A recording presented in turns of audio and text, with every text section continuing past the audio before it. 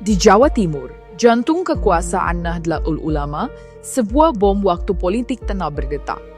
Ini bukan soal perebutan jabatan biasa, melainkan skandal korupsi dana hibah yang kini dibongkar oleh Komisi Pemberantasan Korupsi KPK. Saat penyidik menelusuri jaringan yang rumit ini, satu pertanyaan besar mengemuka. Mampukah NU sebagai organisasi Islam terbesar di Indonesia selamat dari potensi guncangan politik yang ada di depan mata?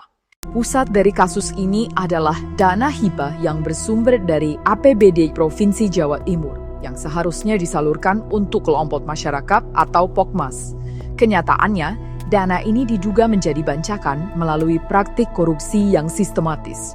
KPK menemukan adanya modus pemotongan dana hibah yang nilainya signifikan, yang kemudian diduga masuk ke kantong-kantong pribadi.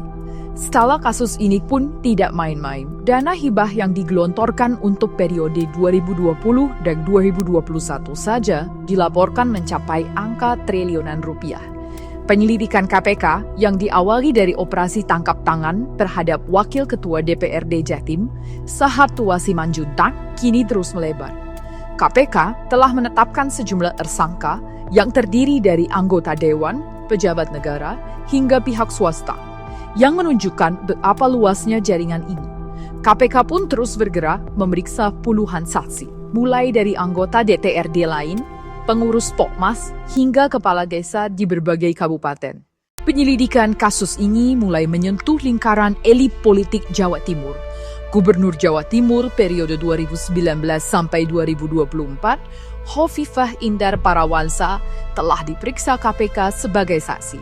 Dalam pemeriksaan yang berlangsung di Polda Jatim, penyidik mendalami pengetahuan Hovifah terkait proses perencanaan dan penganggaran dana hibah tersebut.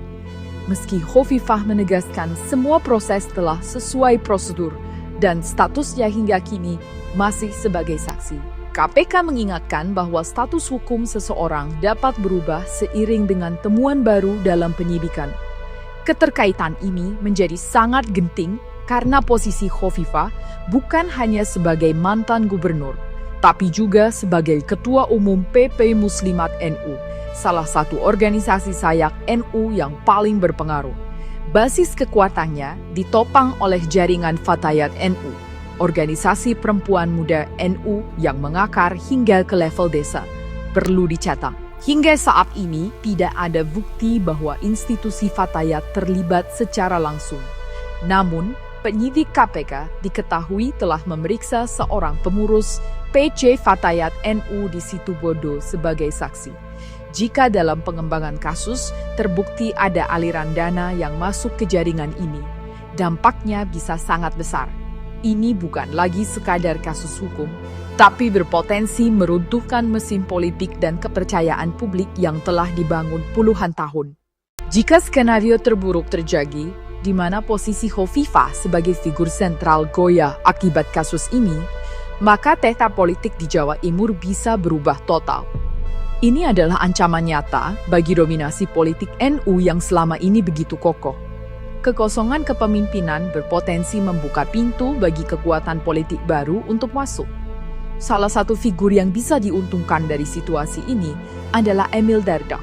Sebagai wakil yang mendampingi Hovifah, secara aturan ia akan naik menjadi gubernur jika Hovifah berhalangan tetap. Emil, yang juga ketua DPD Partai Demokrat Jatim, berpeluang membentuk poros kekuatan baru. Koalisi antara Demokrat dan Gerindra yang sudah terjalin di tingkat nasional bisa jadi akan semakin solid di Jawa Timur. Ini tentu menjadi kesempatan bagi partai-partai di luar lingkaran tradisional NU untuk memperluas pengaruh mereka di lumbung suara terbesar Indonesia. Namun, apakah dampak skandal ini akan benar-benar sejauh itu?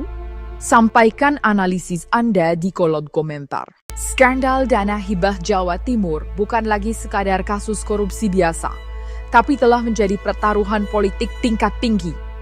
Ini adalah ujian terbesar bagi citra dan soliditas Nahdlatul Ulama di benteng utamanya sendiri. Sebuah mata kini tertuju pada langkah KPK selanjutnya. Apakah penyidik akan berhenti di level menengah atau berani menjangkau hingga ke puncak kekuasaan di Jawa Timur? Hasil akhirnya akan sangat menentukan masa depan politik provinsi ini. Dan kami akan terus mengawasinya untuk Anda. Jangan ketinggalan setiap pembaruan dari investigasi penting ini. Pastikan Anda sudah menekan tombol subscribe dan menyalakan lonceng notifikasi. Terima kasih telah menyimak.